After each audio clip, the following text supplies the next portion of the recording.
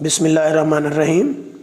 आपने पेपर की प्रेजेंटेशन में जो सबसे अहम बात है वो आपने हाशिए लगा लेने हैं खूबसूरत अंदाज में, और फिर उसके बाद हिस्सा नशैया लिखना है, हिस्सा अव्वल जवाब नंबर 2 लिखना है। मेरा ये ख्याल है कि आप जवाब दे रहे होते हैं तो आप सवाल नंबर 2 ना लिखें, आप जवाब नंबर 2 या जवाब नंबर 3 जो भी है वो लिखें।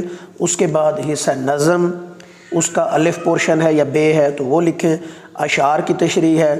फिर ये है कि जब अशार को लिखना है तो आपने एक लाइन को छोड़ देना है ताकि खूबसूरत अंदाज में लिखा जाए, क्योंकि मार्कर से जब भी लिखा जाता है तो एक लाइन को छोड़ के लिखा जाता है। बंद की शक्ल जब आप लिखते हैं तो एक लाइन को छोड़ दें तो वो ज़्यादा अच्छा लिखा जाएगा। नज़म का उन्वान है, शायर का नाम है, फिर तशरीह है।